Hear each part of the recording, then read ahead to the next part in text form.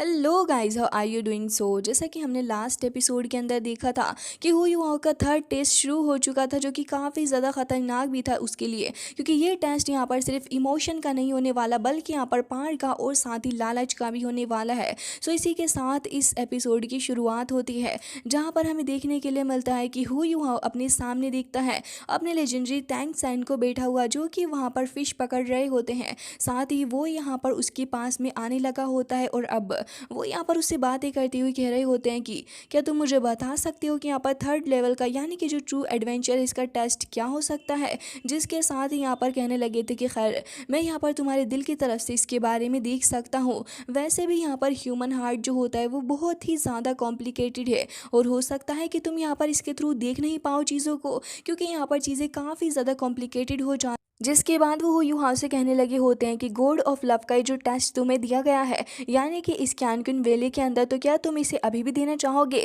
क्या तुम यहाँ पर इस टेस्ट को अभी भी पूरे तरीके से कंप्लीट करना चाहते हो? साथ ही वो कहने लगे थे कि देखो यहाँ पर लव जो है वो बहुत ही ज़्यादा गहराई के साथ में होता है, लेकिन यहाँ पर हेट भी उसी तरीके का है। और साथ ही वो उसे बताने लगे थे कि असल में जो हेट रेट होता है हमारे अंदर, वो यहाँ पर गुड और साथ ही बुरे के अंदर बिल्कुल भी अंतर नहीं कर पाता है और ऐसे ही यहाँ पर चीज़ें ख़राब होती हैं। वो युवाओं को समझाने की कोशिश करने लगे होते हैं कि यहाँ पर ये जो गॉड ऑफ लव है वो खुद भी यहाँ पर इवल थॉट्स के द्वारा इन्फेक्टेड हो चुकी है और असल में यहाँ पर ये जो गेम सेटअप किया गया है वो यहाँ पर सारी ही चीज़ों के लिए जितनी भी चीज़ें जिंदा हैं। और साथ ही यहाँ पर कहने लगे होते हैं कि वैसे भी भले ही यहाँ पर ये इविल थॉट्स के द्वारा पूरे तरीके से अफेक्टेड हो चुकी हो, लेकिन यहाँ पर हमारे दिल के अंदर जो प्यार होता है वही यहाँ पर हमें जो बड़े बड़े डिज़ास्टर होते हैं उनसे बचाता है। जिसके साथ ही वो यहाँ पर हु युहाओ को डायरेक्ट कर चुके थे और फिर कहने लगे होते हैं तो फिर मैं तुमसे पूछना चाहता हूँ कि हु युहाओ अगर एक दिन तुम यहाँ पर अपने फादर को फेस करोगे तो फिर कैसा रहेगा?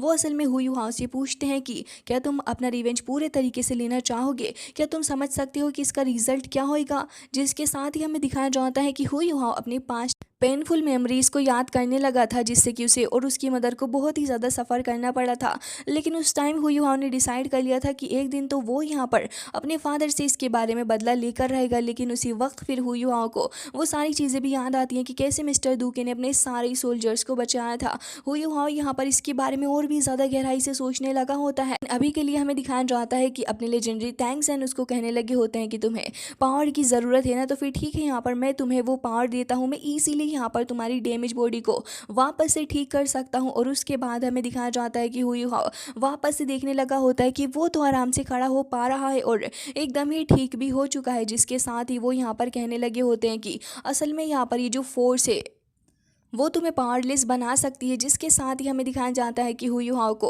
वापस से काफ़ी ज़्यादा अजीब सी जगह पर थ्रो कर दिया गया था, जहाँ पर वो देखने लगा होता है कि असल में यहाँ पर ये सारी चीज़ें जो कि यहाँ पर डिस्ट्रैक्शन लेकर आती हैं। हु युहाओ कहने लगा होता है कि असल में यहाँ पर पावर से ये भी हो सकता है और साथ ही यहाँ पर पूरा का पूरा कॉन्टिनेंट क्या पावर के ज़रिए से ही ख़त्म हो सकता है। जिसके साथ ही अब वो उसे काफ़ी ज़्यादा शांत और पीसफुल जगह पर लेके आ चुके थे और कहने लगे होते हैं कि देखो, जो बंदा यहाँ पर अपने खुद के हार्ट को कंट्रोल नहीं कर सकता वो यहाँ पर चीज़ें भी कंट्रोल नहीं कर सकता। क्योंकि अगर आप यहाँ पर अपने हार्ट और माइंड को ही कंट्रोल नहीं कर पाओगे तो फिर आप ग्रेट पावर के मास्टर आखिर कैसे बन सकते हो? जिसके साथ ही वो हु युहाओ को गाइड करते हुए कहने लगे थे कि तुम और तुम्हारे जितने भी कंपेनियंस है वो यहाँ पर सारे के सारे पास्ट के द्वारा ट्रबल करे जा रहे हैं। और इसके साथ ही हमें देखने के लिए मिलता है कि वहाँ पर काफ़ी सारे मिरर्स भी अपीयर हो चुके थे, जो कि हमें देखने के लिए मिल रहे होते हैं साफ साफ कि हु युहाओ के जो फ्रेंड्स हैं वो कितना ज़्यादा स्ट्रगल कर रहे हैं। जिसके साथ ही हमें एक मिरर के अंदर देखने के लिए मिलता है कि यहाँ पर पूरे तरीके से ही अपनी टांगियाँ फंसी हुई है इन सारी ही सिल्वर ग्रास के अंदर। और साथ ही यहाँ पर वो कहने लगे होते हैं कि देखो, अगर तुम्हें कैनकुन वैली से बाहर जाना है तो तुम्हें यहाँ पर अपने ऊपर कंट्रोल रखना होगा। जिसके साथ ही हमें दिखाया जाता है तांगिया वाला सीन, जहाँ पर वो काफ़ी ज़्यादा बुरे तरीके से इस सिल्वर ग्रास से यहाँ पर अफेक्टेड हो रखी होती है। उसकी हालत काफ़ी ज़्यादा ख़राब थी, लेकिन तभी बेबी भी उस जगह पर पहुँच जाता है। वो कैसे कैसे करके आगे बढ़ रहा था और कह रहा होता है कि तुम बिल्कुल भी घबराना नहीं लिटिल वन, मैं तुम्हें बचा ही लूँगा। और वो फिर से आगे बढ़ता है, लेकिन उसकी हालत बहुत ही ज़्यादा ख़राब हो चुकी चुकी थी। तभी हमें देखने के लिए मिलता है कि यहाँ पर सिल्वर ग्रास तुरंत ही आगे बढ़ते हुए उसके ऊपर एक और हमला कर देती है। फिर तो लगातार यहाँ पर हमलों की पूरे तरीके से ही बरसात होने लगी होती और एक के बाद एक हमले यहाँ पर होते जा रहे थे। बेचारे बेई की हालत भी बहुत ही ज़्यादा ख़राब होती है, लेकिन फिर भी वो रुकने का नाम नहीं ले रहा था अपनी तांगिया की वजह से। लेकिन सामने से बहुत ही ज़्यादा तेज़ी के साथ में जैसे ही वो ब्रांच आकर उसे हर्ट करती है तो इस बार लिटरली उसकी हालत काफ़ी ज़्यादा ख़राब हो चुकी थी और काफ़ी ज़्यादा मुश्किल से उसकी सांसें चल रही थी। लेकिन फिर भी यहाँ पर इतनी ज़्यादा क्रिटिकल सिचुएशन के अंदर ही बेई यही कह रहा होता है कि मैं डेफिनेटली तुम्हें बचा कर रहूँगा, जिसके साथ ही वो यहाँ पर अपना हाथ भी आगे बढ़ा देता है। जिसके साथ ही हमें दिखाया जाता है कि अब हो यू हाउ को पता चलता है कि अब आगे जो चीज़ वो देखने वाला है वो यहाँ पर अपने लव्ड वंस को बचाने के लिए इस चीज़ का इस्तेमाल कर सकता है और साथ ही वो यहाँ पर रिवॉर्ड भी रहेगा हो यू हाउ के लिए। जिसके साथ ही ये सीन अब फिर से कट हो जाता है। फिर हमें गॉडेस ऑफ लव दिखाई जाती है जो कि एक ट्री के पास बैठी हुई थी और वो काफ़ी हंस भी रही होती है। हालांकि उसी वक्त ये सीन कट हो जाता है, जिसके साथ ही अब हमें दूसरी साइड देखने के लिए मिलता है लिटिल काइटो जो कि यहाँ पर एक बॉक्स के अंदर बैठा हुआ था। वो अपनी आंखों के सामने देखता है कि सन एंड मून एम्पायर के जितने भी सोल्जर्स वगैरह हैं वो यहाँ पर बहुत ही ज़्यादा बुरे तरीके से लोगों को ख़त्म कर रहे हैं। लेकिन यहाँ पर उसकी मदर जो थी उन्होंने तुरंत ही उसको सेव कर दिया था एक बॉक्स के अंदर डालकर, जिससे कि यहाँ पर किसी को शक भी नहीं होगा कि काइटो उसके अंदर मौजूद है। जिसके साथ ही हमें दिखाया जाता है कि उसी वक्त शू तियानरेन वहाँ पर आ जाता है जो कि यहाँ पर काफ़ी ज़्यादा गुस्से में भी भड़का हुआ नज़र आ रहा था। वैसे तो यहाँ पर जितने भी लोग मौजूद होते हैं सभी के ऊपर उसने गन को तैनात करके रखा हुआ था और अब वो यहाँ पर अपने टारगेट से पूछने लगा होता है कि शू है तुम खुद बाहर आ रही हो या मैं तुम्हें बाहर निकालूं। और ये कहने के बाद यहाँ पर एक गन से शूट होता है, जिसके साथ ही काइटो भी इस चीज़ को देख रहा था और उसको बहुत ही ज़्यादा गुस्सा आने लगा होता है। हालांकि यहाँ पर वो अपनी इमोशंस को कंट्रोल करने की कोशिश करने लगा था और कहने लग जाता है कि नहीं, ये सिर्फ गॉडेस ऑफ लव का एक टेस्ट, इसके अंदर किसी भी तरीके से फेल नहीं हो सकता और साथ ही ये यहाँ पर पूरी की पूरी एक फेक चीज़ें हैं, अभी तो ये एग्जिस्ट भी नहीं कर सकती और साथ ही मैं पास्ट का शूहे भी नहीं रहा हूँ। जिसके साथ ही वो अपने सामने देखता है तो यहाँ पर सामने होने वाली डेथ को देख के उसे बहुत ही ज़्यादा गुस्सा तो आ ही रहा था। लेकिन तभी गॉडेस ऑफ लव के मुंह से सुनने के लिए मिलता है कि ये असल में जो सामने तुम देख रहे हो वो तुम्हारे पास्ट का डिप्रेशन है, तुम्हारा ये जो कभी ना ख़त्म होने वाला पेन है वो असल में रियल ही है और साथ ही ये जो तुम अपनी आंखों के सामने दिख रहे हो वो भी रियल है। जिसके बाद हमें दिखाया जाता है कि सन एंड मून एम्पायर के जो सोल्जर्स होते हैं वो अब उसकी मदर को भी टारगेट करने लगे होते हैं और वो बेचारी यहाँ पर काफ़ी बुरे हालात में थे। हालांकि यहाँ पर लिटिल काइटो की आंखों में सब कुछ देखकर बहुत ही ज़्यादा बुरे तरीके से टीयर्स आने लगे होते हैं। वो अभी भी यहाँ पर उस बॉक्स के अंदर था, लेकिन तभी शू तियानरेन को दिखते हैं जो कि आगे बढ़कर सोल्जर्स को रोक देता है। साथ ही कहने लगा होता है कि मैं तुमसे आखिरी बार पूछ रहा हूँ, मुझे बता दो कि आखिर तुम्हारा सन शू है कहाँ पर मौजूद है और वो कहाँ छिपने की कोशिश कर रहा है। और मैं तुम्हें एक बात और बताना चाहूँगा कि अगर तुम ये कोशिश कर रही हो कि तुम यहाँ पर उसको बचा लोगी तो ये बस तुम्हारी गलत फहमी है। ये कहने के बाद वो तुरंत यहाँ पर गन को तैनात कर देता है। लेकिन उसी वक्त यहाँ पर काइटो आ चुका था जो कि कह रहा था कि बस भी करो। जिसके साथ ही हमें दिखाया जाता है कि शू तियानरेन उसी की आंखों के सामने उसको कहने लगा होता है कि लेकिन अब तो देर हो चुकी है। और ये कहने के बाद वो तुरंत यहाँ पर हमला कर देता है। हालांकि अब यहाँ पर अपना काइटो आगे बढ़ने लगा था और कहने लगा होता है कि सन एंड मून एम्पायर के फॉर्मल प्रिंस मैं तुम्हें छोड़ने नहीं वाला हूँ। हालांकि तभी यहाँ पर अपना ये जो शू तियानरेन होता है वो भी कह रहा होता है कि कोई बात नहीं, वैसे मैं समझ नहीं पाया था कि मेरे असैसिन्स आखिर तुम्हें ढूंढ क्यों नहीं पाए। खैर जो भी हो, अब यहाँ पर मैं तो तुम्हें नहीं छोड़ने वाला। लेकिन तभी काइटो भी काफ़ी ज़्यादा गुस्से से भर चुका था और कह रहा होता है कि शू तियानरेन फादर और मेरी मदर को ख़त्म कर दिया है, ये बात याद रखो कि आज तो मैं अपने खुद के हाथों से तुम्हारी जान लेने वाला हूँ। और ये कहने के बाद वो तुरंत ही अपने सोल गाइड को चार्ज करते हुए आगे बढ़ा देता है। हालांकि यहाँ पर वो सैनिक भी हमला कर रहे थे, लेकिन काइटो का अटैक इतना ज़्यादा स्ट्रॉन्ग होता है कि एक ही बार से उस बंदे को ही उड़ा देता है। जिसके बाद यहाँ पर वो सारे और भी ज़्यादा हमले करने लगे थे, लेकिन काइटो लगातार अपने हैंड का इस्तेमाल करते हुए एक और अटैक करता है। फिर वो यहाँ पर दूसरी यहाँ पर कैनन को समन करते हुए एक साथ आगे बढ़ता है तो काफ़ी सारे सोल्जर्स को वो ख़त्म करने लगा था। धीरे धीरे करके वो अपने सामने आने वाले हर एक सोल्जर को ख़त्म करता जा रहा होता है। काफ़ी बड़े से ब्लास्ट वगैरह भी हमें देखने के लिए मिलते हैं, लेकिन शू तियानरेन जो था वो तो आराम से हंस रहा होता है इतनी ज़्यादा डेडली चीज़ें देखने के बावजूद भी। और साथ ही वो यहाँ पर तालियां भी बजा रहा था। बात पे यहाँ पर काइटो को काफ़ी ज़्यादा गुस्सा आने लगा होता है। काइटो को देखते हैं जो कि अब ढेर सारी कैनन्स को यहाँ पर सामने आगे बढ़ाता है, जबकि शू तियानरेन जो था वो भी तुरंत ही अपनी सोल रिंग्स को एक्टिवेट कर लेता है और हमें देखने के लिए मिलता है कि वो बीस्ट भी वहाँ पर अपीयर होता है, लेकिन अब काइटो को किसी से भी डरने की ज़रूरत नहीं थी। वो सामने से अटैक करता है, जबकि शू तियानरेन भी यहाँ पर जितने भी अटैक्स थे उन सारे ही अटैक्स को वहाँ पर सोलो कर जाता है, फिर उनको वापस से थ्रो करता है, जिसकी वजह से वो यहाँ पर काइटो की सारी कैनन्स को भी यहाँ डिस्ट्रॉय करने वाला था। लेकिन काइटो तुरंत यहाँ पर अपनी पावर को इंक्रीज करने लग जाता है और उसके बाद हमें काइटो के वो विंग्स भी देखने के लिए मिलते हैं जो कि शानदार तरीके से वहाँ पर अपीयर होते हैं। हालांकि काफ़ी ज़्यादा बड़ा धमाका भी वहाँ पर देखने के लिए मिला था, जिसके साथ ही काइटो जो था वो ब्लड वॉमिट भी करने लगा होता है और हमें दिखाया जाता है कि अगले ही पल वो शू तियानरेन के पीछे आकर उसके ऊपर हमला करने जा रहा था। लेकिन शू तियानरेन जो था वो भी इसके लिए तैयार होता है। दोनों के बीच में एक क्लोज कॉम्बैट चलता है जहाँ पर दोनों ही लगातार एक दूसरे के ऊपर हमला करे जा रहे थे। तभी यहाँ पर अपना शू तियानरेन गन लेकर उसके ऊपर काफ़ी सारे लेजर शूट करता है, लेकिन यहाँ पर अपना काइटो इसके सारे ही हमलों को झेल पा रहा होता है और साथ ही यहाँ पर शील्ड बनाकर उसके सारे ही अटैक्स को रोक भी पा रहा था, जिसके साथ ही हमें देखने के लिए मिलता है कि काइटो काफ़ी ज़्यादा फियरलेस होकर अब इसके साथ में फाइट कर रहा होता है। जिसके बाद हमें देखने के लिए मिलता है कि काइटो बिल्कुल भी हार नहीं मान रहा होता, वो अभी भी यहाँ पर फाइट बैक करने के लिए तैयार था। लेकिन उसी वक्त यहाँ पर क्राउन प्रिंस उस स्वॉर्ड को निकाल लेता है और फिर काफ़ी ज़्यादा एटीट्यूड के साथ में आगे बढ़ता है। फिर तो वो तुरंत ही स्वॉर्ड को उठा लेता है और फिर इसके साथ ही हमला करने जा रहा होता है, जबकि हमें दिखाया जाता है कि यहाँ पर काइटो जो था वो यहाँ पर इस स्वॉर्ड को पकड़ लेता है अपने हाथों से और वो इसे यहाँ पर इतनी आसानी से तो खुद को ख़त्म करने नहीं दे सकता था। हालांकि यहाँ पर क्राउन प्रिंस जो था वो कहता है कि अब बस तुम ही बचे हो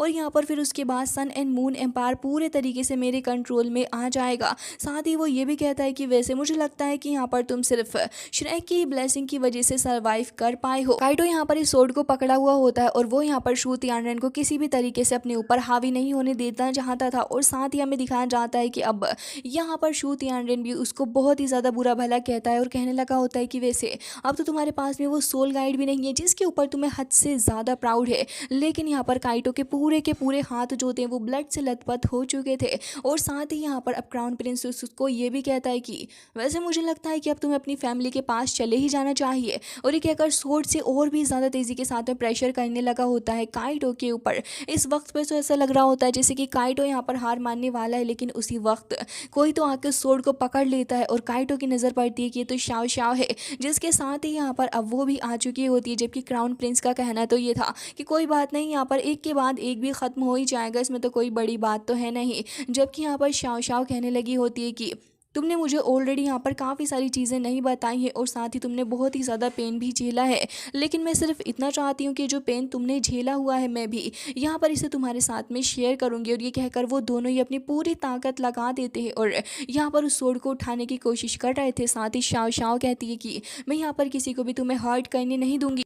फिर उसके बाद हमें दिखाया जाता है कि वो दोनों ही यहाँ पर अपनी पार लगाकर उसे पीछे तो हटाने में कामयाब हो चुके थे, लेकिन तभी वो अपनी सोल गाइड को निकाल लेता है और कह रहा होता है कि तुम इतने भी ज़्यादा खुश नहीं हो क्योंकि मैं तो तुम्हारी विश को आज फुलफिल करके रहूँगा। वो तुरंत ही उसे चार्ज करके आगे बढ़ाता है, लेकिन यहाँ पर शाओ शाओ तुरंत ही अपने हेवनली ट्राइपॉड को आगे बढ़ा देती है, जिसके बाद दोनों के बीच में ही काफ़ी तगड़ी टक्कर होती है। और उसके बाद काइटो और शाओ शाओ दोनों ही यहाँ पर एक दूसरे को हक करके बचाने लगे थे।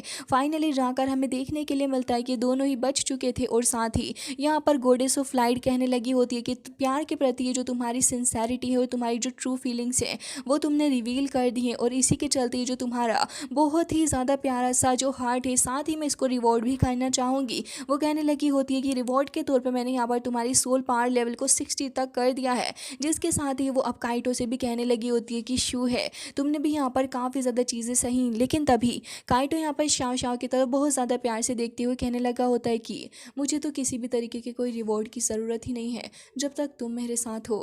अब जैसे ही यहाँ पर ये चीज़ें वो कहता है तो फिर दोनों ही यहाँ पर एक दूसरे को बहुत ही ज़्यादा प्यार से देख रहे होते हैं और हमें पता चलता है कि यहाँ पर सिंसेरिटी एक ऐसी चीज़ है जो कि एनिमे के अंदर कभी भी नहीं होती। और साथ ही यहाँ पर अब गॉडेस ऑफ लव ने उन्हें कह दिया होता है कि मैं यहाँ पर तुम्हें बहुत ही ज़्यादा ब्लेसिंग भी देना चाहूँगी। हालांकि फिर ये सीन कट हो जाता है और हमें देखने के लिए मिलता है कि यहाँ पर वो परिंदे उड़ते हुए जा रहे होते हैं। तैंग सैन भी वहाँ से जा रहे थे, तभी यहाँ पर दाएं हुआ बिन जो होता है उसने अपना एक हाथ ही कट कर लिया होता है, जबकि झूलू उसको कह रही होती है कि आखिर तुमने ऐसा कैसे कर लिया। तभी वो कहता है कि झूलू प्लीज़ मुझे इसके लिए माफ़ कर दो, लेकिन फिर कहने लगा होता है कि इसके बाद मैं कभी भी यहाँ पर किसी और से प्यार नहीं करने वाला। आज के बाद सिर्फ तुम ही होगी जो कि मेरे दिल के अंदर रहोगी।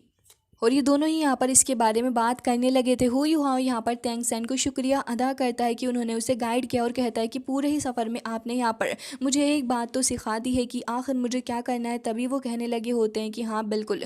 हु युहाओ कहने लगा होता है कि असल में मैं सिर्फ एक रिवेंज ही लेना चाहता था और मैंने इसके लिए बहुत ही ज़्यादा मेहनत भी की, और साथ ही मेरे अंदर ये जो हेटरेट है मैं इसे अभी भी पूरे तरीके से वो तो ख़त्म नहीं कर पा रहा हूँ, लेकिन मुझे लगता है कि शायद उसके लिए मैं ऐसा कर पाऊँ। और साथ ही यहाँ पर उसे सिर्फ डोंगर ही डोंगर दिख रही होती है, तो वो एक बार फिर यहाँ पर इस डूबते समुंदर के अंदर एक बार फिर से आगे बढ़ने लग जाता है अपनी प्यारी डोंगर की तरफ। साथ ही हमें पता चलता है कि यहाँ पर ये जो प्योर पावर है वो सिर्फ यहाँ पर डिस्ट्रक्शन भी लेकर आ सकती है, ज़रूरी नहीं कि यहाँ पर इससे ग्रेटनेस ही आए। साथ ही यहाँ पर हु युहाओ कहता है कि अब से मैं यहाँ पर अपनी पूरी स्ट्रेंथ का इस्तेमाल करने वाला हूँ अपनी फैमिली और साथ ही अपने लवर को प्रोटेक्ट करने के लिए, और यही मेरा जवाब है। ये सुनने के बाद तेंग सेन उसकी तरफ को मुस्कुराते हुए पलट जाते हैं और कहने लगे थे कि ऑफ कोर्स तुम्हारा जवाब इसके बारे में बिल्कुल ही सही है, साथ ही मैं यहाँ पर इस कॉन्टिनेंट के लिए काफ़ी ज़्यादा इंपॉर्टेंट भी हूँ। फिर कहने लगे होते हैं कि देखो मेरी बात सुनो। वो उसके शोल्डर पर हाथ रखते हुए उसे समझाने लगे थे कि उम्मीद तो बस यही करता हूँ कि अगर फ्यूचर के अंदर तुम पूरे तरीके से इस हेट रेट को अपने अंदर से ख़त्म कर पाओ, तभी यहाँ पर तुम्हारी लाइफ जो है तुम इसके अंदर अपने लव्ड वंस को प्रोटेक्ट कर सकते हो। वो तो वहाँ से तुरंत ही गायब हो चुके थे। अब हु युहाओ की तरफ आगे बढ़ता है, लेकिन हमें पता चलता है कि हु युहाओ का भी जो एडवेंचर है वो अभी बाकी है। और यहाँ पर हु युहाओ पूछता भी है कि एटलीस्ट ये तो बता दीजिए कि आप हैं कौन। तभी वो कहते हैं कि एक दिन तुम्हें इसके बारे में ज़रूर से ही पता चल जाएगा, लेकिन जाओ अब जाकर अपने टेस्ट को यहाँ पर शुरू करो।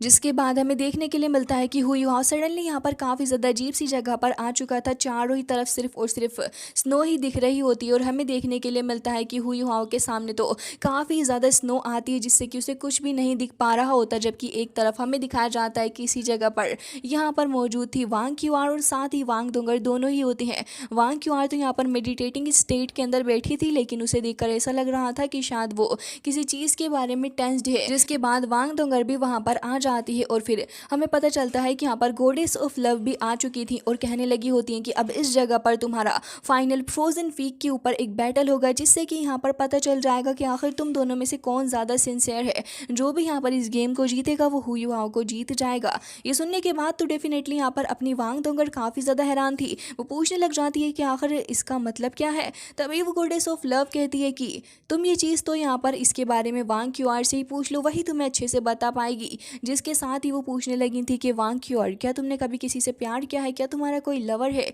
तभी वो कहती है कि नहीं। जिसके साथ ही हमें दिखाया जाता है कि वो इसके बारे में मना तो कर रही थी, ऐसा लग रहा होता है कि कुछ छिपा रही है। साथ ही यहाँ पर गॉडेस ऑफ लव कहती हैं कि ये एक एडवेंचर है, इसके अंदर तुम कुछ भी नहीं छिपा सकती और ना ही यहाँ पर कुछ छिपा रह सकता है।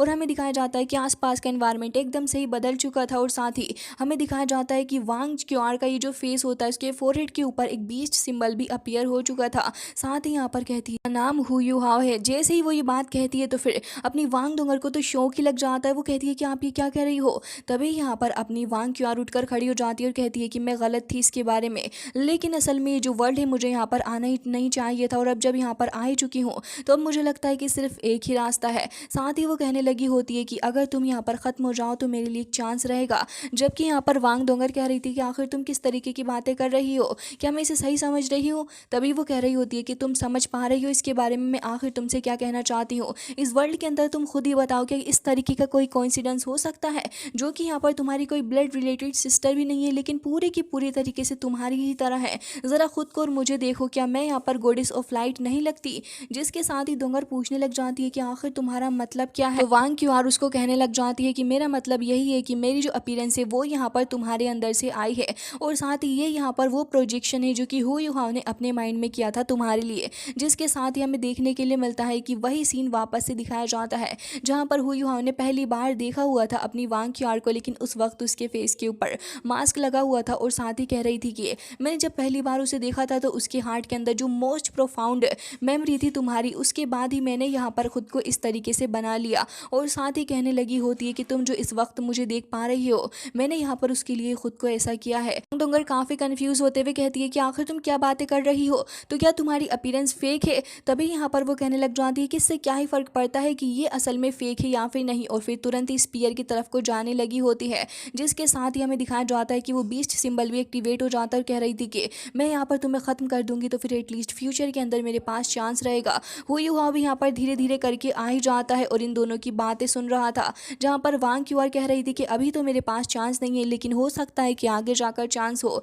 जिसके साथ ही कहती है कि तुम्हें क्या लगता है कि हुई हुआ यहाँ पर अभी तक तुम्हारे सामने जिंदा खड़ा हो, लाइफ मैंने दी है। जब वो यहाँ पर उस रेड अकाकिया फ्लावर को पिक करने जा रहा था तो उसके बाद उसकी पूरी की पूरी हालत ही ख़राब हो गई थी, और साथ ही यहाँ पर मैंने देखा कि उस समय वहाँ पर एक और वही फ्लावर मौजूद था। मैंने खुद से यहाँ पर उस फ्लावर को पिक किया और फिर उसके बाद हुई हाव की जान बचाई, जबकि दूसरी तरफ हुई हाव के सामने एक बैरियर जैसा बन चुका था जिससे कि वो इन्हें देख ही पा रहा था लेकिन सुन नहीं पा रहा होता कुछ भी, जिसके साथ ही वो कह रही होती है कि मैंने अपनी पूरी ज़िंदगी में उसे ही प्यार किया है, मैं उसे छोड़ नहीं सकती। और तुरंत ही हमें दिखाया जाता है कि ये सारी बातें सुनने के बाद अब वांग डोंगर की आंखों में आंसू आ जाते हैं। इवन जहाँ एक तरफ अपनी वांग की और स्पीयर लेकर खड़ी होती है, जबकि दूसरी तरफ यहाँ पर अपनी वांग डोंगर उसके सामने झुक जाती है और कहती है कि तुम्हारा बहुत बहुत शुक्रिया कि तुम्हारी वजह से हुई हाव सर्वाइव कर पाया है, तुम नहीं होती तो शायद ऐसा होता ही नहीं। मैं बहुत ही ज़्यादा ग्रेटफुल हूँ कि इस लाइफ के अंदर तुमने उसे बचा लिया है। प्यार वाकई में सेल्फिश है।